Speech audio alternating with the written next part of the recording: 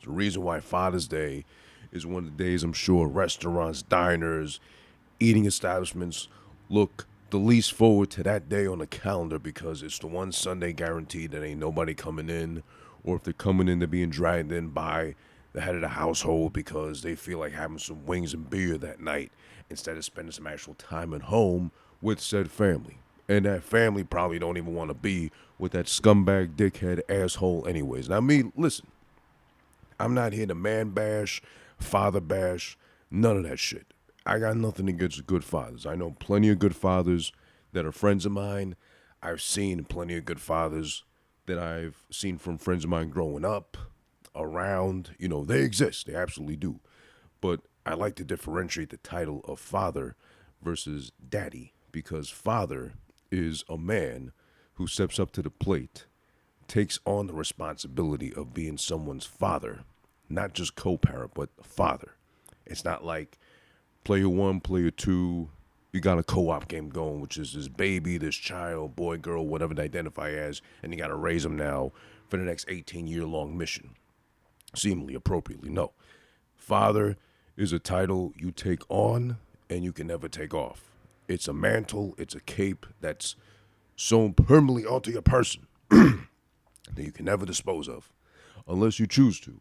And if you do, I'm sure there's a place nestled away in hell, a corner, whatever, saved specifically for you because you chose to do that yourself. No one told you to leave.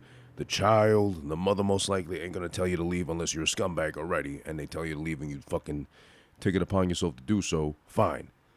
But if you do so, you know that you're scum. You know that you're shit. You know that you are not a man. You are not worthy of calling yourself a man. You are just a man capable of nutting from your nutsack into a woman.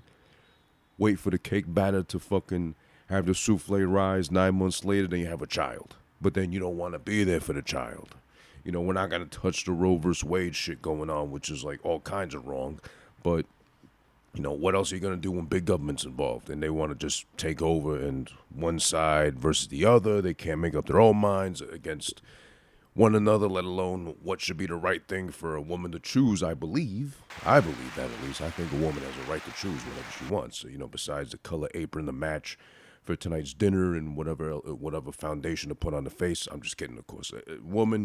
Women have the absolute right to choose whatever they want. That's a given. The woman also has a right to choose if maybe the father in this case, or the daddy, the guy not ready to full on play the role of father, should no longer be a part of the child's life. And I think deep down inside, all these scumbag fathers, the deadbeats, the ones that run off on the child, the ones that, you know, beat the child, do more than just beat the child. You know what I mean? I don't want to touch that at all whatsoever. You know, physically, mentally, emotionally abuse the child. What are you there for? What are you good for? Obviously nothing. I think deep down inside you know that too.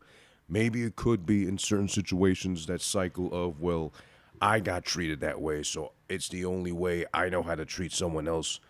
That's my child, that's playing my role that I played when I was younger, so it's the only thing I know how to do. No, it's wrong. You gotta be the one in charge, aka a man, enough to break those chains, free yourself of those things that scarred you, that hurt you in the past, and not transfer that over to who you're supposed to raise.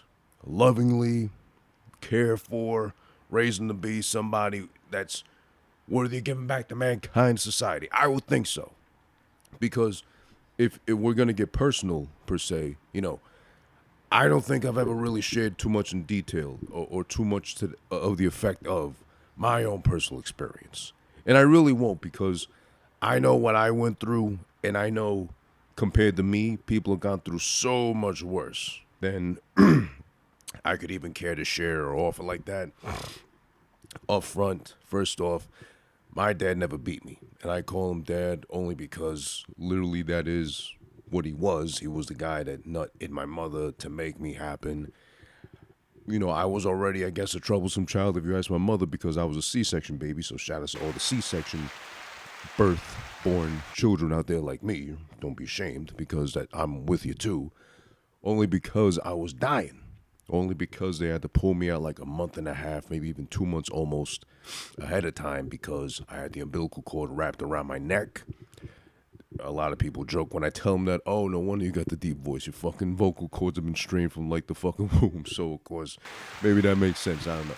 But I had that going on, and also I was like upside down as far as like I was going to plop out feet first outside my mom's pussy, playing peekaboo with my pinky toes and shit.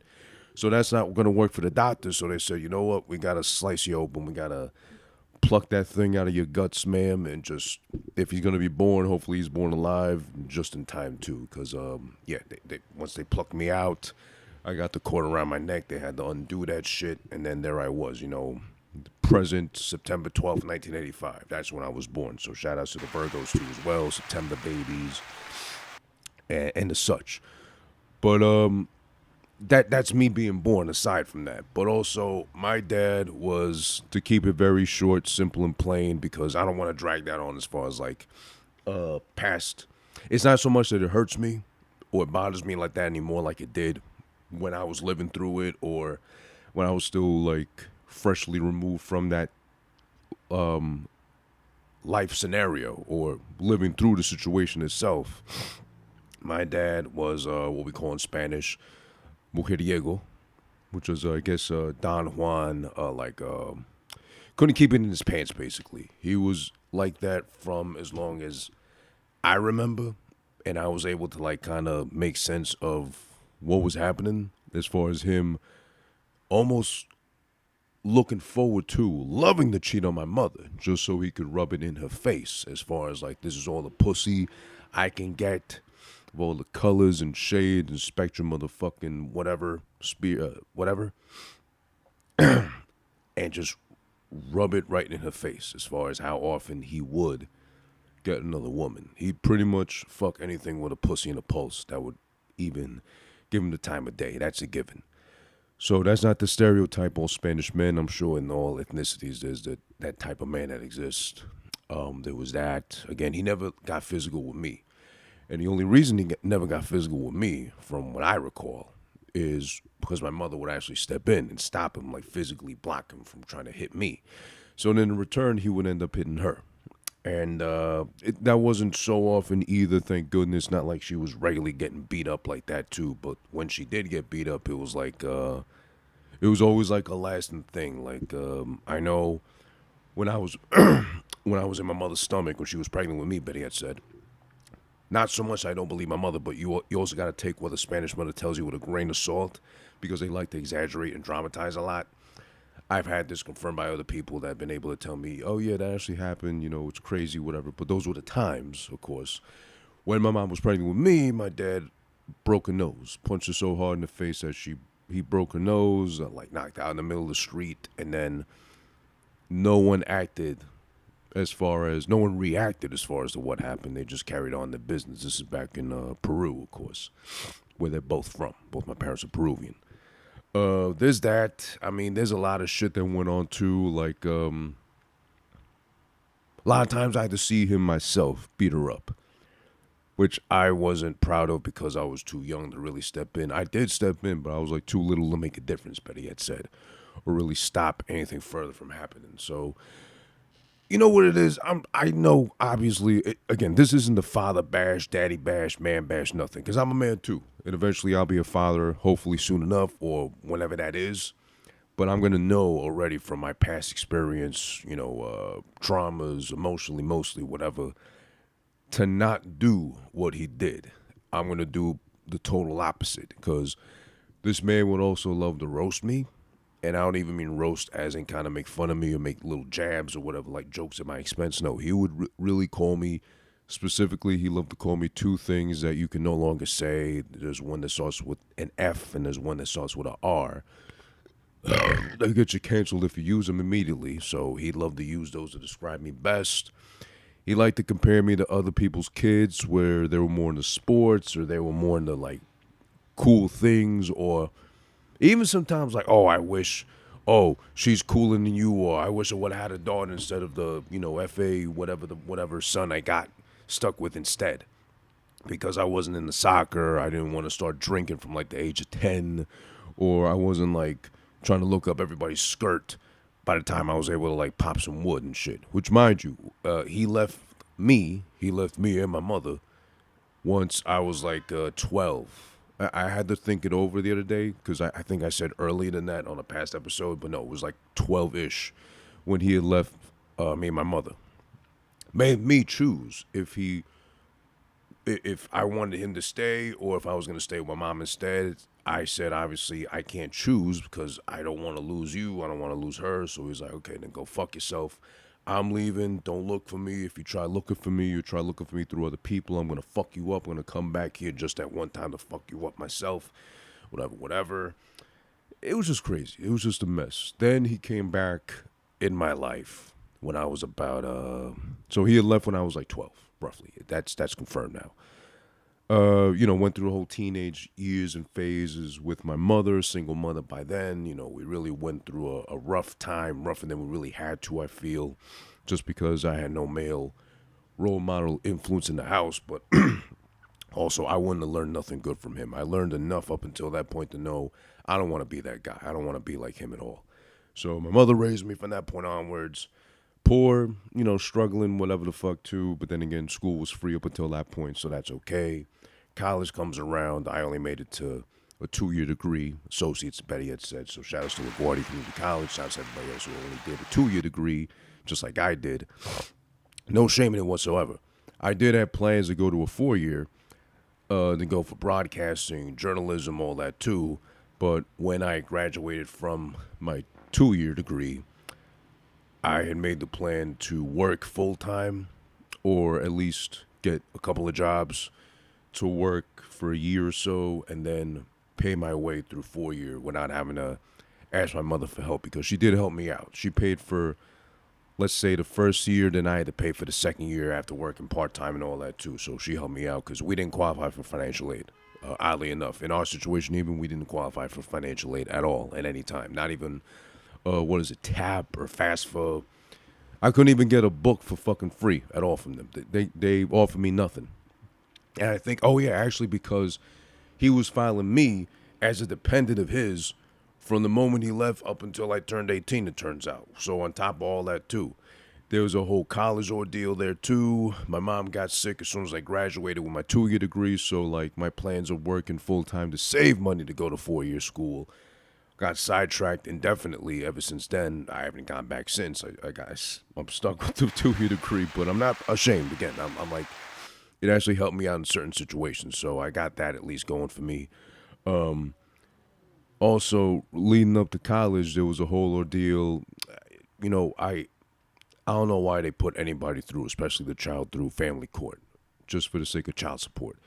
So when my dad left at 12, he left for good, but then he came up again like 6 months later to pretty much be like, to confront my mother of all things, and pretty much, this is so odd, but now I understand because I'm older. He pretty much threatened her to be like, okay, you piece of shit. You're going to fucking take me to child support? You're going to take me to fucking court to sue me for child support? I'm telling you to, and I'm giving you the okay to, because I need to file for my green card. The whole point of him leaving was up until that point when I was 12, I think since I was 5, I think he'd been messing around with the same one woman who had a whole ass family, mind you, that and a husband, so with the family included. He got in so good with her, and she was so sprung over his dick that she left her husband, who had a good ass job too. He was like a luxury import car mechanic, so he only worked on Beamers, Benzes, and above, nothing mediocre like Toyotas or Hyundais. Shout out to the Hyundai owners, but I'm not trying to car shame you, but that's what he did mostly. So only fancy ass cars. Good ass job and 3 kids, 1 full grown out the house already, and then 2 that was still almost my age, maybe a little older. She left her husband just to be with my dad, to be creeping with him for years and years and years too. And they all knew about it too. There was no shame. So he had been with her. The plan was to leave us, me and my mother, behind so he could finally be with her. I guess he moved in, whatever, too. They still ain't get married. So then 6 months later, he comes back. I need to situate myself green card wise so I can get my green card. Fuck you guys. You don't have one, either one of yous. So before this pops up and becomes an issue, sue me now for child support. I'm going to settle. I'm going to try to get the least amount of money possible to pay you guys so that I can go ahead and be free to set up my green card situation. And if you don't do it, or if you don't do it now, or if you decide to do it later while I'm in the middle of the process and that thing complicates me, I'm going to come back and fuck you both up. He loved saying that. He loved threatening us physically as much and as often as he could. That's what he loved doing. But he was one of those big talkers, big fucking pussies. Because as soon as anybody his size or bigger confronted him, or if he tried to step somebody and it just so happens they got out from the stool or chair, whatever, and they're taller than him, he back off right away. He tried to talk his way out of bullshit like that. So he loved doing that to us. There was that. Holy shit, the child support situation was like, I think we got lucky if over the course of if I was 13 when the whole thing started till 18, over the course of 5 years, I'll be lucky if he paid us at least 4 times. And that's back when. I'm not saying they can still do it now, and I'm not saying back when all men lied as much as they could to pay as little child support as possible. But he manipulated his way to fucking say oh, I barely make enough to fucking feed myself, to live, the truck I own, because he worked construction. He owned his own construction company and everything. Oh, the truck I have is in my friend's name because I can't afford my own. Well, he legit did have it in a friend's name because he couldn't get insurance because he had no papers. So, my truck is leased to somebody else's name for that reason. I'm just a helper. I pick up the trash at whatever construction sites I can find a job at for the day. I barely make anything. Okay, so what are you saying you can give, to sum it all up? Oh, I can maybe give $500 a month. So divide that in 4. What is that, 125 a fucking week we would be getting from this asshole, this scumbag, this fucking liar who made at least 500, at least a day. And that's not to fucking exaggerate nothing, but only because, again, he owned his own construction company. He had his own truck that, he had insured through someone else because he had no papers, but he paid that thing off himself. And also, he was one of those. He was a construction company owner and contractor, meaning he was one of those scumbag contractors that everybody fears getting. Fuck all them, by the way. No shout-outs ever to those scumbag contractors. He was one of those that he'd convince you to pay him up front at least with half the shit of what everything will cost you. Pocket that shit. Come back to work 1-2 days. Day 3, he's ghost. Disappeared. You can't find him whatsoever. You can't find him on the cell phone, the beeper. This is back in the late 90s I'm talking about too, obviously.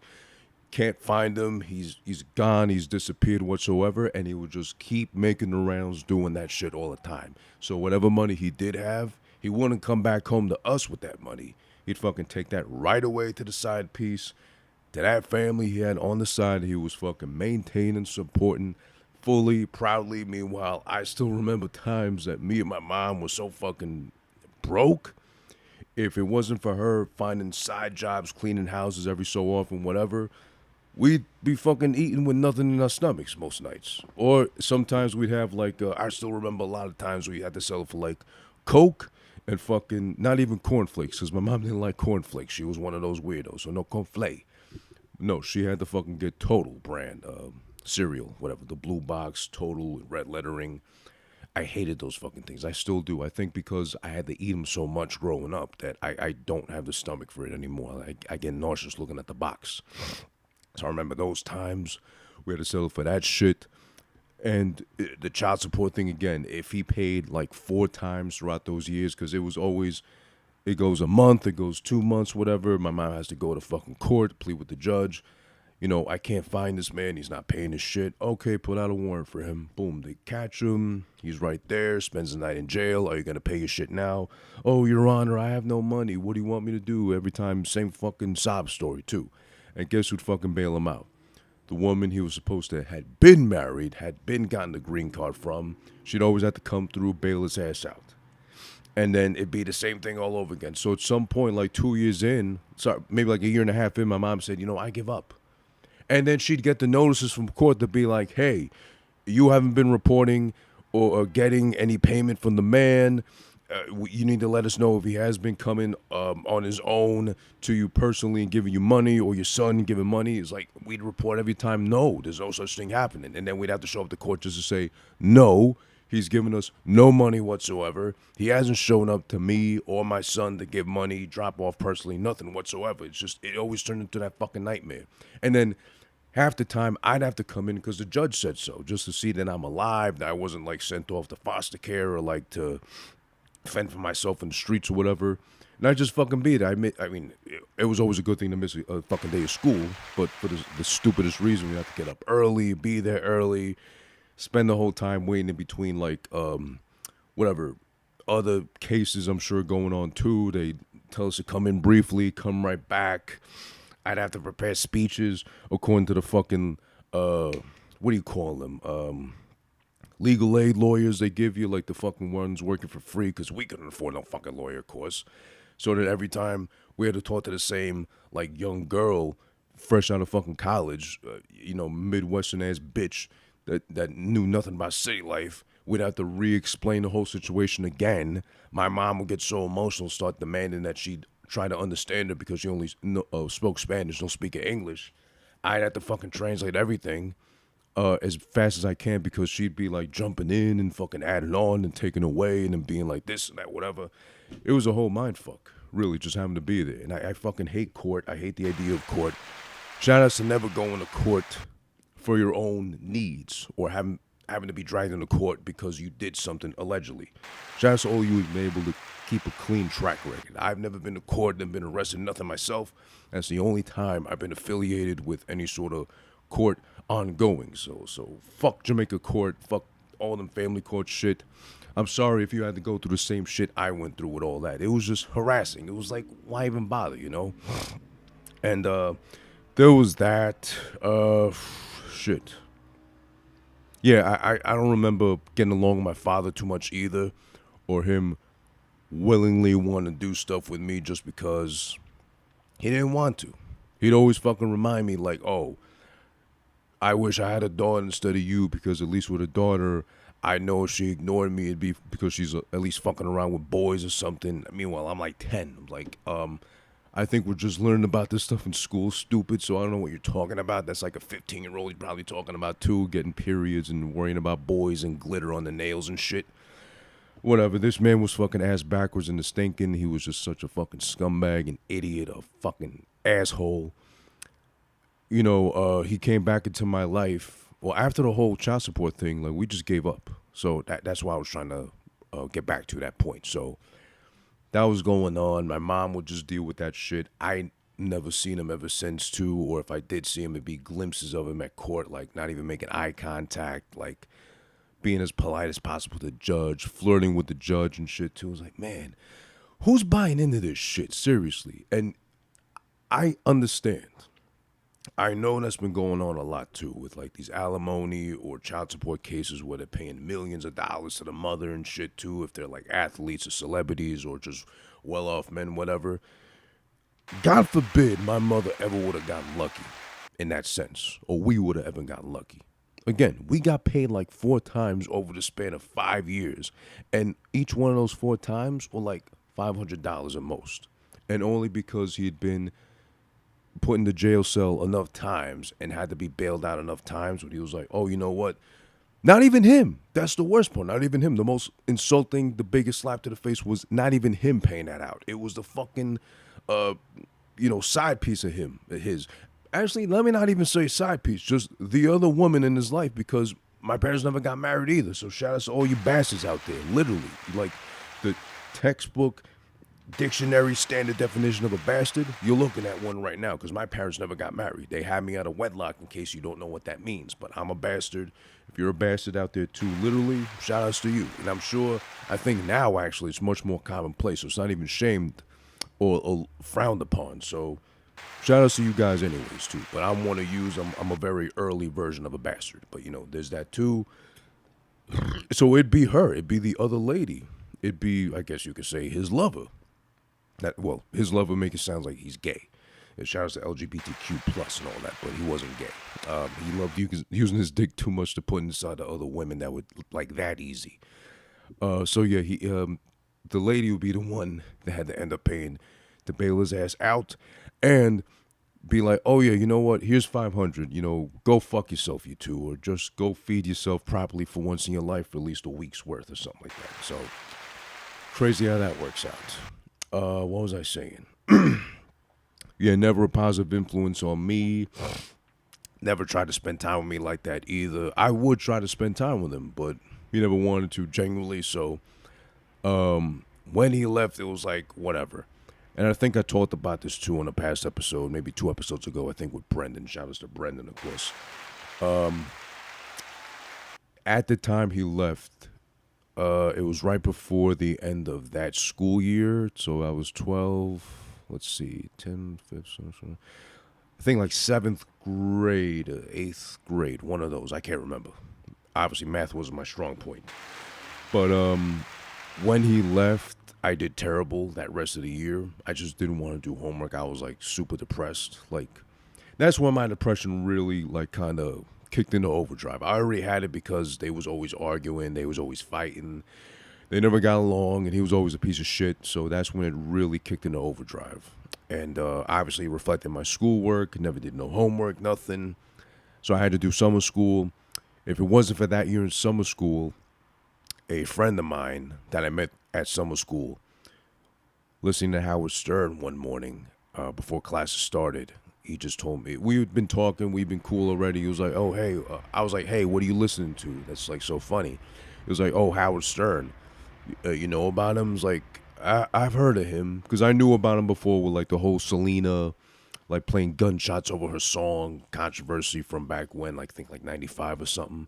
My mom hated him because of that, but it was all out of context because he literally played like one or two gunshot sound effects over like a song and making light of the situation. Of course, someone dying tragically like she did, of course, rest in peace to Selena, ain't hilarious, but you go back and listen to it, I think it's up on YouTube. It's really taken out of context, really blown out of proportion, but mostly Spanish women, so what else is new? Shout out to all the overly emotional Spanish women that take everything out of context. But yeah, if it wasn't for that kid and Howard Stern that summer, I would have never found like a new life source of being able to laugh, becoming a morning person, thanks to Howard Stern. Shout out to Howard. I might have told this already before. I don't want to share it like to brag or nothing, but I interned for him back when he was on K-Rock 92.3 FM here in New York, the year before he transitioned over to satellite radio. So I got to intern for him. But that summer is when I felt like I had a father, oddly enough, at least for like 4 hours every morning, 6 to 10 a.m. when he used to do his shit live. And I would learn to laugh. I'd fucking enjoy myself, of course. Then I watched the E show later on that same night. Look at the fucking the little people and the strippers and the fucking porn stars and all that shit too. But I loved how because he was genuinely funny all the time. When he told his stories, how his weekend went, his wife, his kids, whatever else going on, making fun of Baba Booey, or especially my favorite part was always the news. The news at the very end when, Robin would read the news, he'd just make fun of the news or riff on the news. Him, Fred, Artie, shout outs to Artie too as well. Big shout outs to Artie Lang. I love fucking Artie Lang. That was just before Artie came onto the show. So when I caught Stern, it was when Jackie was still on, but he was on his way out. Then they had a whole phase when they were trying to find who was going to fill in Jackie's chair, and then they smartly chose Artie. They were going to go with AJ Benza, who I can't stand, and I never found funny or entertaining, nothing. So thank God he got into a fight with Stuttering John. I think he just punched him in the head or something like that, and they said, no, you're a fucking animal. We got to get you out of here. So then they fucking took in Artie, and then the rest is history. Shout outs again to Artie because he's in a rough spot right now. Still, I think, still recouping and all that, but God bless him, and I hope speedy recovery to fucking Artie. He's always been hilarious, met him in person a bunch of times, obviously while he was there at the station, but also doing gigs and such. Always been a fucking class act and super nice and chill. But, so in a sense, when my father left, I'm glad he did when he did because I never would have discovered Stern. I never would have discovered like my kind of lane or my kind of humor I can relate to directly. And I never would have been influenced enough to be doing this shit as far as this is all concerned. I should have been doing this a lot sooner, a lot more regularly, all that too. Maybe I'd be like better off right now, or I would have rode that initial wave of popularity of like the first OG podcasters, because I've been around from that time, like of all that. But that's ancient history. It's not about, what you could have done in the past, about what you can do now to make a difference. Shout outs to moving forward with your life and your career and what you want to have happen. So yeah, that's that really. I mean, most dads, not all dads suck. Some dads do suck. But at least I know now, I can reflect on how much my dad sucked, to know what kind of father I don't need to be to my children whenever I have them, if I have them, who knows. And knowing that it all lies in me to be the example I need to be. I forget the saying, how it goes, but I guess when it comes time to you being a parent, you need to be the kind of parent that you would have wanted to have yourself. So I know that, first and foremost. I want to leave this part to shout out all the good fathers out there. The ones that stuck around through tough times, through hard times, through, it does happen to, of course, tough mothers that don't want them around, or difficult mothers. They might have had shit going on in their minds, in their heads, their hearts, whatever, or just any kind of ordeal, but regardless, shout out to all the fathers out there who stuck the course and decided to be there to raise their children, all the sitcom fathers, all the good cartoon fathers, too many to fucking name, all the great fathers in real life you may know yourself, young, old, older, and also shout out to those that stepped in to fill the roles of the father that was absentee for whatever reason, the grandfathers, the uncles, the close family friends that were like fathers, or even, they exist too, believe it or not, the good stepfathers that became better fathers than the actual paternal father would have ever been to the child, to the children in question. Shout outs to all you for filling the role of a father and being just that to a child in need of father, instead of just settling for daddy, or even worse, contributing more to the ongoing generation of the daddy issues generation that we're living through right now. Because like Brendan said, of course, shout out to him always again, he did say the daddy issues that a lot of people have gone through and lived through have contaminated and tampered the dating pool on both ends. Men that could never reach their full potential as men because their father kind of poisoned them, or installed this image in their head that they had to be a certain way to be deemed a man or worthy. And also the women who have had daddy issues, as far as daddy leaving, God forbid daddy touching them or doing things in them they really shouldn't have been doing. So now they look for other men to be their daddies when they don't really need that. They just need to believe in themselves more and know that dads can be overrated. It's the mothers that do a lot of the work, carry the load, literally giving birth to the child, and being the life source for that child while in the womb and everything too. But if you're able to get a good father in the mix, hey, hats off to you. Those of you that play the role properly and those doing the job as you should.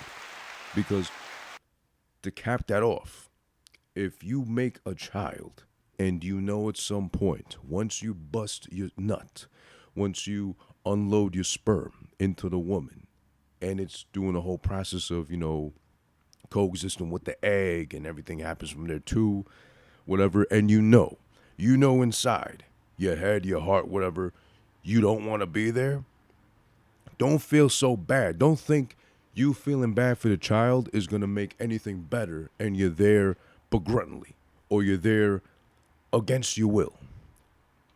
Leave. Leave her, leave the child, him, her, it. Leave them behind. Go do whatever you got to do with yourself, with your own life, aka go fuck yourself. Don't contribute any more to what's already so fucking heartbreaking to see all these fathers walk out eventually because they said, oh, I have to stick it out because I got to raise the kid, but like the kid makes it to 5, 10, whatever. They've already etched this fucking memory in the head of who their father is, and then all of a sudden you're gone just because you couldn't take it no more. If you're that big of a fucking pussy and you're going to give in halfway through, a quarter of the way through, whatever, the child's already there and compromised, You're an asshole. You're a piece of shit. You deserve to fucking die and drop dead. Because you are of no use to that person, to the other parent you fucking took by the hand and made a child with, and to this society, mankind, planet, just fucking drop dead. I wish Dr. Kevorkian was around and he makes special exceptions to be like, oh, you're a deadbeat? All right, let me take care of you, strap you down to a fucking hospital bed, inject you, and take you out of here. Put you out of your fucking misery, because you're fucking misery in the living flesh. You're of no good use. I much rather, I plead and I beg, if you're out there and you know what you're doing, you stop yourself before you can, just because the child will be much better off not having any sort of memory of you, not knowing what your face looked like, not knowing what your voice sounded like whatsoever. Go about your merry way, because you traumatize them that much more, because you always make them wonder, as old as they get, as successful as they get, without you in their lives too, unfortunately, in the back of their minds is always going to be that one lingering little thought, why don't my daddy want me? The best example of that shit is motherfucking that episode of The Fresh Prince of Bel-Air. Papa's got a brand new excuse. When his dad comes back out of nowhere, he's already practically in college, a grown-ass man too, and all these emotions come back inside him like, oh man, my dad's back finally kind of thing. It slowly grew into like what it became, and then of course we got that old last scene of that episode, which makes everybody cry. If I randomly catch that episode still on TV, I still can't fucking sit through it without crying myself too, because it just reflects too much of what went on with my own personal fucking experience. So yeah, stop being dicks, stop being scumbags, stop being fucking pussies, and just walk the fuck out, and walk out for good. Don't think I'll leave, I'll take a 10-year break, come back when they're older, maybe they'll be cooler, maybe I'll be able to talk to them more, whatever. No. If you do decide to come back, they have to accept you, one, and two, you better fucking stick the course. Because I'm sure, I hope, I pray there's a special part of fucking hell, save for all you assholes that ain't man enough to stick around for the sake of the child. That's that for fucking Father's Day. I needed to get that off my chest just because, you know what, I wanted to share that with anybody else who might have gone through a similar enough experience as I did. I'm not going to say my experience was worse than others, because I know, I'm goddamn sure there's a lot more you out there, whoever's out there listening, watching, whatever, or whoever I don't even know like that's watching or listening, whatever, that probably may have gone through worse, similar enough, more traumatizing, whatever. Shout outs to you for making it through. You're here now, and I'm sure you got a lot more to fucking deliver and get back to the planet. Just like, in opposition of what your parent offered to you, the absentee parent offered to you. Nothing. So, sayonara, sucker, fuck you, everything too. And also, this is the one and only time I'll be fucking doing anything related to Father's Day. Or touching on my father and those issues ever again, because I just need to get over that, you know. I'm sure there's therapy, I'm sure there's like whatever practices I can use to like get over that too as well, but I think this is the best outlet for me too to do it. So at least to share, put it out there. If you've gone through anything similar close enough, then I hope you found this at least engaging, entertaining, and relatable enough to be like, you know what, I hear you, I see you, and whatever you take from this shit. I appreciate you for listening and hearing me bitch about Father's Day. Well, on the more fun stuff relating or regarding fathers. How about celebrity fathers for once? I gotta say, and I gotta give a big ass fucking shout out to a father 4 times in a row now, consecutively, successfully, and sexually active at least 4 times with that beautiful statuesque woman, Kim Kardashian. I'm talking about Kanye West. Or Ye, excuse me. Ye, I think legally now. I know I'm bipolar, on and off, hot and cold as far as my relationship or fandom with Kanye is concerned. Ye, excuse me. But I do gotta give him a shout out and praise for what he gave to another father. Shout out to Cons. The Cons are consequence. You know, Queens in the building. Queens get the money always. That's always vital and essential to make clear. Kanye gave him a beat for that new single of his, Bloodstain, which is fucking fire.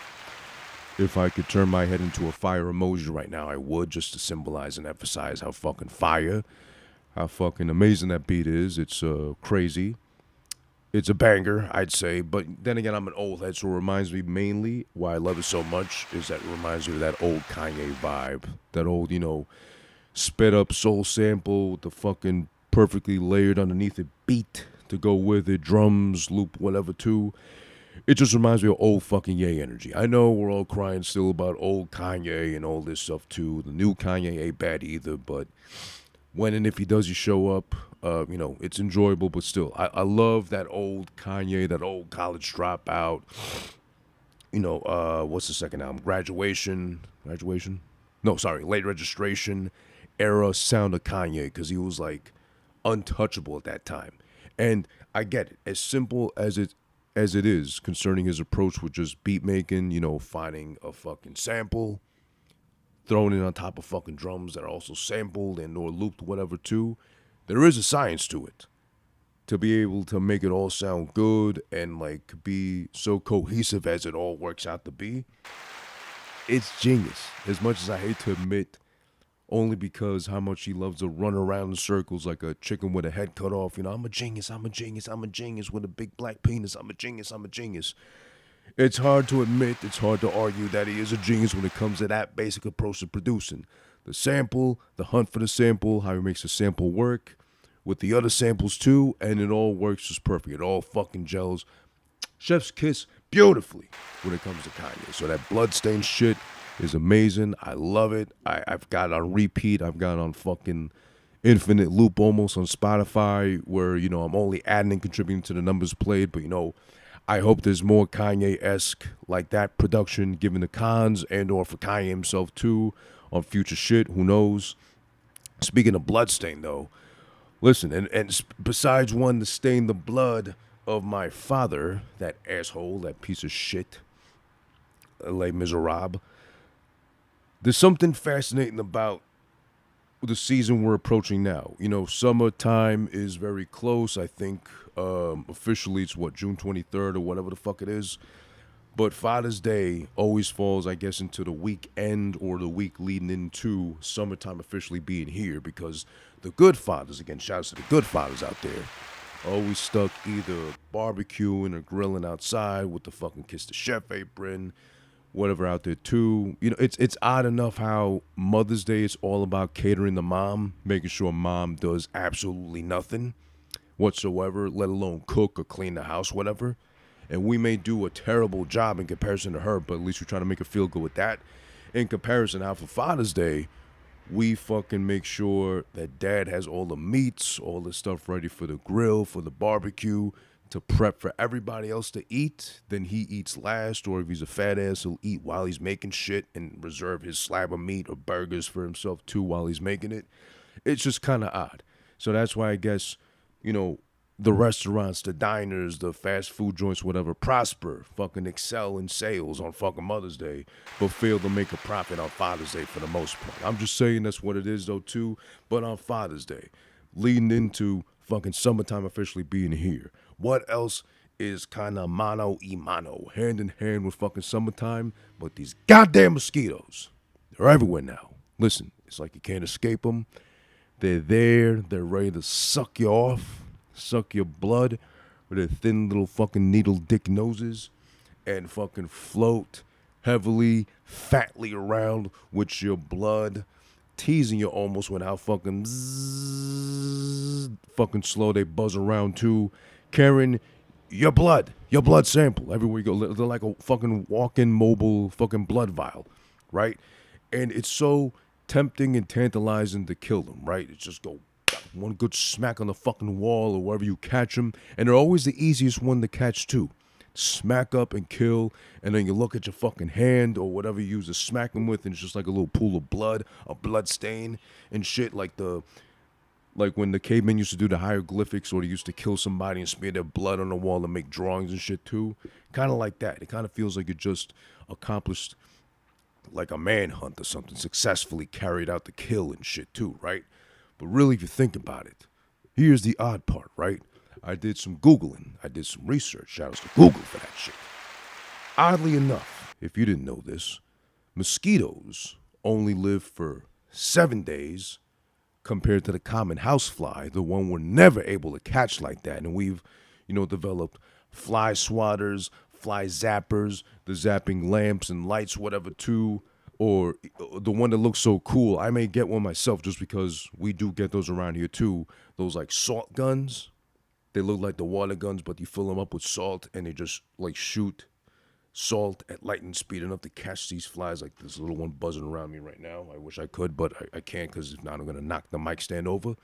But the common housefly, in comparison, lives 4 times as long as 7, meaning 28 days, almost a whole fucking month. Meaning the fly will be there to linger long enough to probably catch the dirty, bloody tampon, speaking of bloodstains, that's lingering on top of the trash heap because of your girlfriend, wife, whatever. Be there, land on it, sniff it, bzz, bzz, bzz, bzz, bzz, bzz, do its little fly thing on it too, then buzz off and still live a full fucking month almost before you get the chance to fucking kill it. Because again, I used to use, when I was younger and shit, this is showing my age, the roll-up newspaper and always trying to go for it. Or because Spanish household, you get the chancleta, especially your mother's, because my mother had athlete's foot and toenail fungus. So believe me when I say her fucking chancletas, her slippers, were always extra stale and extra hard when they landed on your face, and or you would try to plop it, slap it against the wall to catch that fly. So when the fly got it, they got slapped the fuck up, they got killed instantaneously, and if it wasn't the fucking impact, it was at least the fungus lingering on the fucking toe of the saddle that killed them, that did it in. What's this fucking foreign body invading my fly body? No, whatever kind of thing. But the housefly teases us. It's fast enough and nimble enough to get away. As soon as you fucking even try to think of, like, landing a blow, it's already out of sight, and it's already making a move. The mosquito, in comparison, though, I guess because it gets weighed down so much by our thick, rich blood, lingers, stays one place, but at least you can fucking catch it right there, right? Immediately. It's not fast enough. It just goes zzz, so you can catch it. It's like a little life tease almost. You catch the mosquito that just sucked off your blood, but now the blood that inhabits the palm of your hand or whatever you use, oddly enough, it's your blood. So you stain yourself with your own blood. It's like you hurt yourself at the end. You let yourself get hurt just to maybe hurt yourself because, I get overly passionate when it comes time to smack these mosquitoes up or flies up. And then next thing you know, oh yeah, it's my own blood anyway.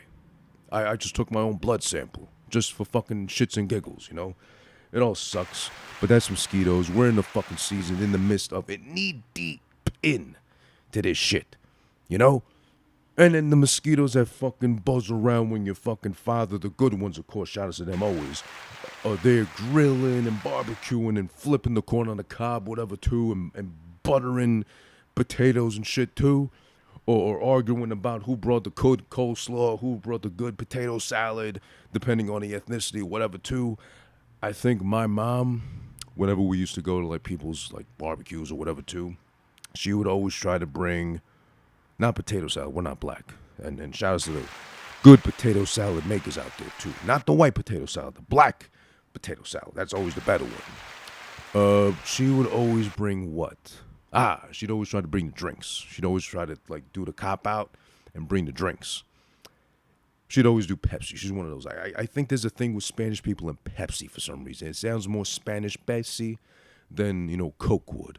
Because, maybe Colombians especially, shout out to the Colombians, maybe they stay away from Coke just because it's, loosely as a joke associated with cocaine and whatever, too. And then there's enough Coke Rock allegedly harbored away in Colombia where they don't want to deal with all that. It'll be the butt of that joke, Hey, the Colombians brought Coke. No surprise. Ha, ha, ha, ha, ha. Whatever kind of thing. You know what it is.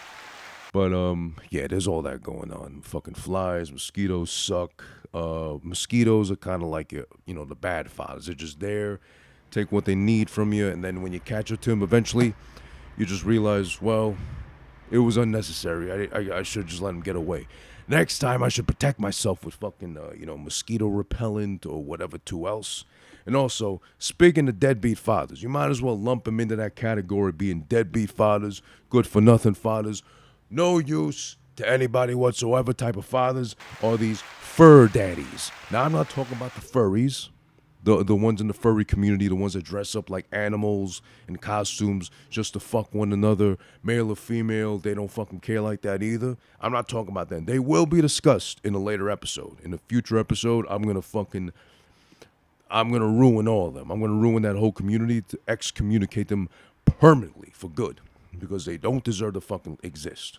I'm sorry, they don't need to be celebrated. They really shouldn't. I'm talking about the fur daddies, as far as the parents or the males in this case, men that take on pets. I got nothing against pets. I love dogs. I love cats, even though I'm allergic to them too. All kinds of animals, honestly. I'm looking to see what my next pet will be. I had a dog growing up for like 15 years. Rest in peace to Brett. That was my fucking my good little boy. For all those 15 years, I loved that little guy. He was fucking chef's kiss, well-behaved, just a good fucking dog. You can't ask for anything more than that. I am looking for a next pet, but I don't know what yet, because I want to travel. And if I get a pet, I'm going to be fucking tied down or on a short leash, as far as like I can only go so far before, my pet iguana dies without being fed or water or whatever iguanas need maintenance-wise. But the fur daddies out there, or the men that own pets, nothing wrong with that. I'm all for it. All pets need homes, as long as you got a caring, loving home to give the pet. But if it wasn't bad enough, specifically, at least now, I don't mind you carry your pet around. I don't care if you fucking take your dog, your cat, whatever, to the restaurant, the diner, the cafe, sit outside and, throw them a crumb, whatever, or have a doggy dish for them too. They just want to take in the sun too. There's nothing wrong with that. Don't get me wrong. The ones I got an issue with now is, number one, I don't know what the fucking rules are where you live. If you ain't in New York City specifically, I don't know what the rules are myself when it comes to these fucking scooter riders. Electric, the ones feet pedaled fucking scooters, whatever too. The ones you gotta stand on, you just fucking ride the whole time too. I don't know what the rules are. Are they supposed to be on the sidewalk or on the fucking road with other vehicles? I'm confused. But it's like, you ask them, they don't know themselves. You ask police, they're not sure either. They're too fucking busy with a mouthful of donuts and washing down some fucking old coffee too, because they'll get all that for free from Dunkin' Donuts. Shout out to Dunkin' Donuts. They ain't afraid to fucking give you a stank face, but immediately cater to the fucking cops once they step foot inside the establishment. But, what else is new? I'm not sure how it works for scooters. If they're supposed to be on the street or on the sidewalk with their fucking scooters. Either way, they're always zipping through, trying to zip through people. I've seen a couple of them spill out. It's always a fucking good time. It's always hilarious, but I never have my phone out in time to catch it, so that part sucks. But they zip on through. They go through different directions in traffic. I'm seeing more often now, specifically in the last 2 days. I've seen 2 already. Full-on helmets, elbow pads, wrist guards, face visor, because I believe the man was Asian. Nothing wrong with that, but I'm just saying, like, most likely, because they're the ones that still wear the mask, like full-on heavy duty and all that. But this guy had a whole face visor along with the helmet to be like, okay, I'm really out here, I'm really safe, guys, don't worry about me. But on top of that, attached to his, I didn't even know you could do this. Now they got attachments you can add on to your scooter, to the back of it, the back wheel, where you can add on a fucking carrier to put your dog in it, of all things. And these 2 guys were just zipping by all proud and shit, on the sidewalk, on the roads too, whatever, with their fucking dog attached to the back. Dog's passed out, knocked out, whatever, being complete assholes. And on top of fucking zipping through cars, I would hope they're still mindful enough to be like, oh yeah, my fucking dog's in the back attached to this goddamn scooter. I better not spill out, because my dog's going to go over my head, over into fucking open traffic. God forbid there's a green light. They just get all kinds of ran over before people notice, oh shit, there was something actually inside the fucking scooter attachment. But this dickhead that had the fucking ride through zip by with his scooter, of all things. So, no shout outs. Fuck you. Huge one. To all those scooter riders out there, the rebel ones, the ones without the helmets on. I don't care if you guys spell it, honestly. I don't know what the fucking rules are. I wish I could understand or see something in print. clear as day to show what the rules are when it comes to the scooter riders. I'm sick and tired of them already because on and off the sidewalk, in between people, going fast as fuck possible every time too, wrong directions, blowing through red lights, stopping cars mid-traffic just because, the red light doesn't apply to me when I go through, so I'm just going to zip by too, stopping traffic, almost getting hit. And on top of that too, if you hit them, I'm sure in a vehicle, you're going to be the one coming out of it as the guilty party, most likely, because of course, fucking scooters. We really needed them to fucking take over the roads as they are right now, harassing us on the road, even on the sidewalk. I'm not safe. I don't have a car. I don't drive, but I get fucking harassed too. They're like zipping around in circles around me, trying to show off. Now they're trying to do fucking wheelies like the fucking the motorcycle guys do up and down here, Woodhaven Boulevard, Queens Boulevard, all that too. And now they're adding attachments to the back of the scooters, which ain't even stable enough, because if they come and stop short on the curb, if they go over a rock, if they get hit by a car, what's the first thing flying off the back of the scooter? The fucking attachment. With, God forbid, the baby. With, God forbid, the cat, the dog, the monitor lizard inside the fucking thing, your pet rooster, whatever, too, flying over your head. Just because you had to spill out because you had to be on your fucking scooter to really fucking ride nowhere, most likely. I don't know.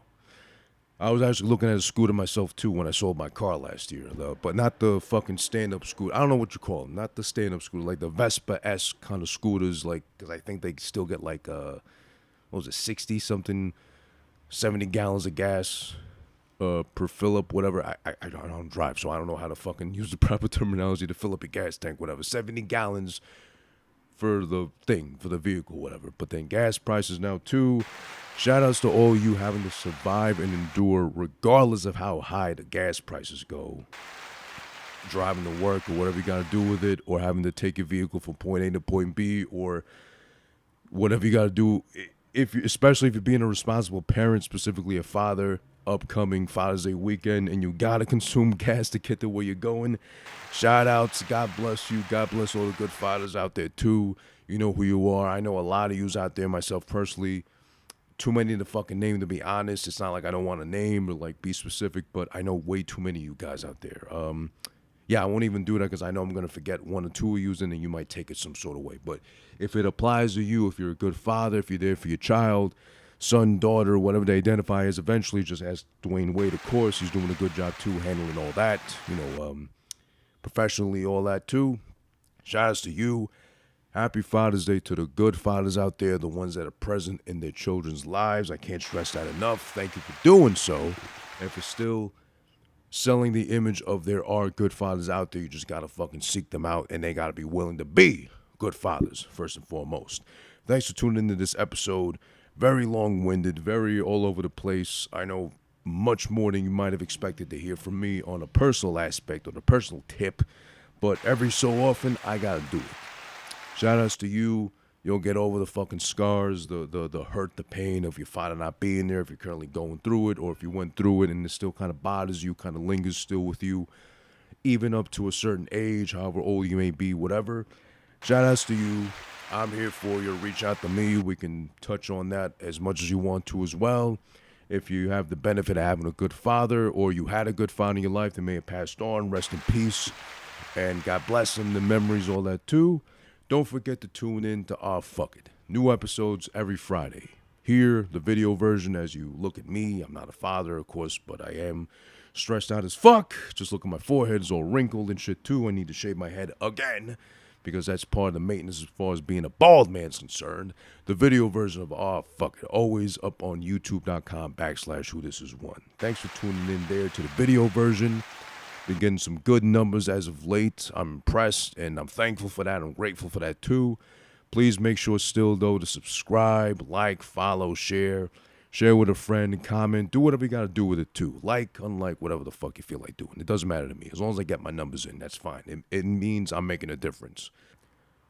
The audio version is also available on any podcasting platform of your choice, preference, choosing, etc., etc. It's like the colors of the rainbow. There's too many to fucking name. You choose one that's your favorite. You use that to fucking listen. in on this episode, as well as a brand new episode coming as well of Who This Been Watching, my movie/TV review podcast. Brand new episode, comeback episode real soon, available too on YouTube and or the audio version, as I mentioned, every podcast platform available that you may know of, that you may think of, etc., etc. Don't forget TikTok, Instagram, Twitter, at Who This Is One for me, to catch me, to keep updated with me, what I'm doing, what I'm thinking, what I'm saying, most likely, when new episodes drop. Also, please don't forget twitch.tv/Who This Is One for live streaming action as far as me playing games badly, aka the bad gamer, bald, angry, dumb gamer. Not done on purpose, but because I am bald, I am angry, and I am dumb, meaning I got no fucking motor skills meant for video games, but I try. My heart is not to be that bad. I just happen to suck.